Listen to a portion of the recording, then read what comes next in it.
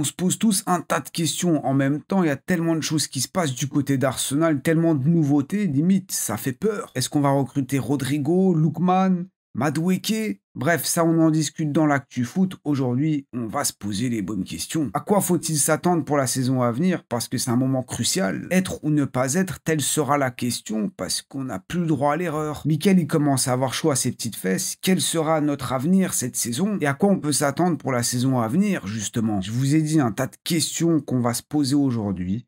Moi, j'espère que vous allez bien. Et on est parti pour la vidéo du jour. Alors avant tout, la première question, je vais vous l'adresser directement à vous. J'ai besoin de votre aide et je veux surtout avoir votre avis. Instagram ou X, Twitter, lequel des deux vous utilisez et lequel des deux vous préférez pour qu'on puisse communiquer de manière un peu plus rapide? Parce que vous savez, faire des vidéos, ça prend un peu de temps. Là avec Instagram, bim, une petite story, vous réagissez. Ça va vite. Pour faire des vidéos YouTube, si jamais j'ai besoin de votre avis direct, ce sera quand même beaucoup plus simple. Donc dites-moi ça dans les commentaires, Instagram ou Twitter, tout simplement. Histoire d'avoir une communauté encore plus proche. Vous captez, pas pourquoi je parle comme ça, bref. On peut commencer. Enfin, on passe à la suite. Parce qu'en soi, on a déjà commencé. Jetons déjà un petit coup d'œil sur le 11 dans l'état actuel des choses. Bon, c'est un chantier encore, hein. Avec Zubimendi qui n'est pas confirmé. Bon, on regarde, on attend, mais bon, on va dire que c'est fait. En vrai, tous nos postes sont plus ou moins doublés. Ça se voit que cette dernière saison, avec toutes les blessures qu'on a eues, ça a bien traumatisé notre petit Mikel. Il n'endort plus, hein. Là où ça manque encore, c'est ce couloir droit. Avec Bukayo Saka, avec Nwaneri évidemment qui peut le suppléer, mais c'est surtout ce joueur, cette petite pépite qui m'interroge beaucoup. On a tous été un peu déçus de voir que Nwaneri n'a pas beaucoup joué cette saison. En vrai, il avait quand même de la place, vu les blessures.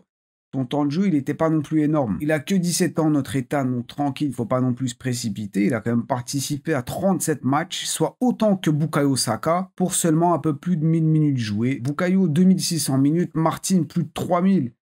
Ouais, il a beaucoup joué. Quoi qu'il en soit, Ethan Nwaneri a beaucoup joué pour son âge, même si on aurait aimé voir plus. On aurait aimé qu'il ait un plus grand rôle, surtout quand dans ton effectif, il y a cet horrible Raheem Sterling.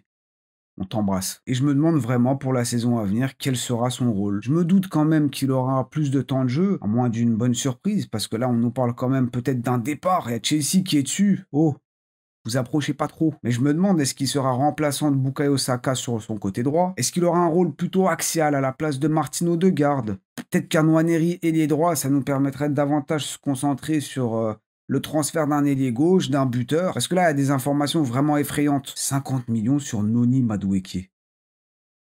On aura tout vu. Bref, ça c'est le premier gros point d'interrogation. Ethan Nwaneri. Et tant qu'on est un peu dans le secteur et qu'on parle de nos pépites, MLS, Miles, Lewis Kelly, est-ce qu'il sera latéral? Est-ce qu'il va rejoindre le milieu? Parce qu'il y a une chose qui est sûre, c'est qu'on veut le voir jouer. Il a prolongé récemment jusqu'en 2030, pour notre plus grand bonheur. Là, dernièrement, on nous parle d'un potentiel transfert de Jorel Atto. Ça ferait 3 joueurs à ce poste si Miles Lewis Kelly reste sur son côté gauche. Mikel, qu'est-ce que tu veux en faire? Parce que doubler chaque poste, ok, mais là, on va chercher à les tripler, j'ai l'impression. Surtout qu'on sait que Miles aimerait quand même jouer au milieu de terrain. Voilà, il est là par défaut. Il nous a extrêmement bien dépanné à ce poste. Mais quelle est la suite? Où est-ce que vous le voyez en vrai? On continue avec lui en tant que défenseur gauche ou alors on le prend au milieu? Comme on a dit, Arsenal a signé Martin Zubimendi et du coup, comment est-ce que tout ça va s'animer à partir de maintenant? Jusqu'à présent, notre numéro 6, bon, Thomas Partey, et quelques petites histoires qui se sont confirmées et des accusations. On va pas trop rentrer dans les détails, vous avez sûrement entendu parler de ça, mais la seule chose que j'ai envie de dire, c'est que j'espère qu'Arsenal a pas été complice dans l'histoire. Ils n'ont pas essayé de dissimuler tout ça juste pour que Thomas Partey puisse jouer. C'est la seule chose. Bon, on avait notre numéro 6 en tant que récupérateur. Un Declan Rice avec un volume de jeu énorme. Box to box, il était là, devant, derrière, sur les côtés, partout. Declan Rice, notre numéro 8. Et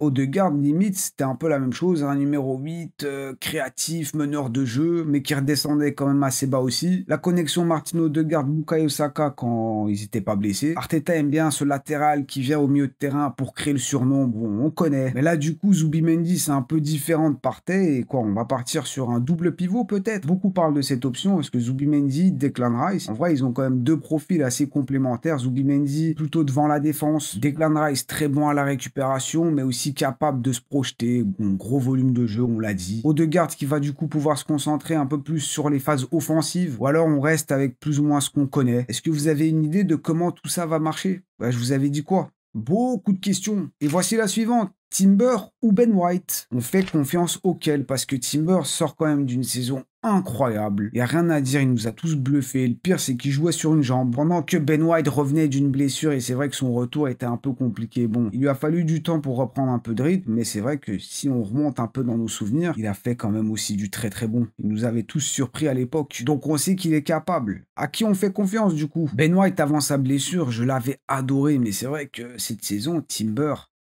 ben, je l'adore aussi, hein. Donc le choix va vraiment pas être simple, ça va dépendre sûrement de leur forme du moment. Si Ben White arrive à reprendre une grosse forme et que Timber continue sur sa lancée, ouais, ce sera un choix de riche. Bon, a priori, pas trop de questions concernant notre gardien, nos deux défenseurs centraux. Ça, je pense qu'on est plutôt serein là-dessus. Mais regardez l'aile gauche. Déjà, comme on l'a dit dans le dernier Actu Foot, allez le voir si c'est pas encore fait. Du coup, si vous l'avez pas vu, j'hésite à vous le dire maintenant. Qui est-ce qu'on garde? Trossard ou Martinelli? Parce que là, bon, ça peut commencer à faire beaucoup de monde sur ce côté. Mais moi, je vous l'ai déjà dit plusieurs fois, Martinelli, je suis quand même curieux de le voir en tant que remplaçant. Comme l'un d'entre vous l'a dit récemment, faut que Martinelli se sorte les doigts du cul. Et j'aimerais bien voir ça. Mais bon, en même temps, si on arrive à le vendre, c'est pour un sacré billet. Donc, à voir. Et de l'autre côté, Trossard en tant que super sub, c'est quand même très très fort aussi. Il est plus tout jeune, on le sait, son contrat arrive à terme bientôt, il lui reste un an. Ça nous parle d'un Eze qui peut jouer sur ce côté gauche, mais en même temps, Eze est aussi très à l'aise dans l'axe. Et du coup, on en revient aussi à Martin Odegaard. Si Eze vient, comment tout ça va marcher? Je vais faire plaisir à l'un d'entre vous, il y a aussi Fabio Vieira. Le gunner en question se reconnaîtra, mais parmi nous, il y a un grand fan de Fabio Vieira, et est-ce qu'on lui donne une chance? Est-ce que vous le voyez continuer à Arsenal? Bon, il faudrait quand même qu'il fasse une petite prise de masse, parce que là, limite, il est plus léger que le carton jaune de l'arbitre. Normalement, la bouffe anglaise, si tu fais pas attention 2-3 jours, t'as pris 10 kilos. Visiblement pas pour tout le monde. Nickel, dis-nous comment est-ce qu'on va jouer? Quel sera notre style de jeu? Parce que c'est vrai que cette saison, on a pris quand même un gros coup. C'était pas la saison la plus agréable à suivre. Notre style de jeu, on a connu mieux. Comment est-ce que vous pensez qu'on va jouer? Est-ce qu'on va prendre un peu plus de plaisir avec des nouvelles recrues, des joueurs qui jouent à leur poste et des joueurs qui sont épargnés par des blessures? Peut-être qu'on va à nouveau produire du beau jeu. Comment vous le voyez? On va sûrement chercher à avoir la maîtrise du ballon, on aime ça, mais avec un peu plus d'efficacité, ce serait bien. Et peut-être l'une des plus grosses questions qu'on se pose, ça concerne cet homme, Kai Havertz. Qu'est-ce qui va se passer avec lui? Parce que là, le milieu de terrain, ça devait un peu boucher pour lui avec Declan Rice, Merino,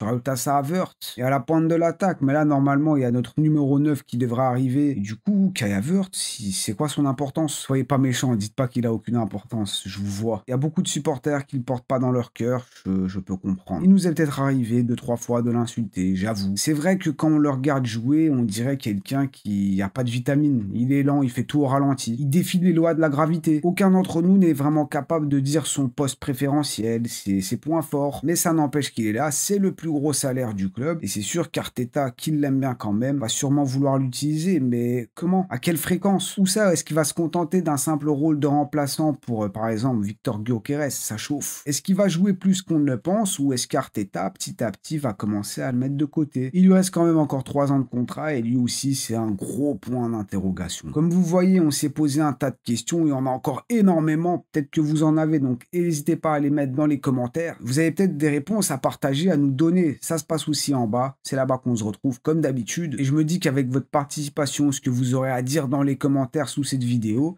on fera une partie 2. Une réponse à vos réponses à mes questions de cette vidéo.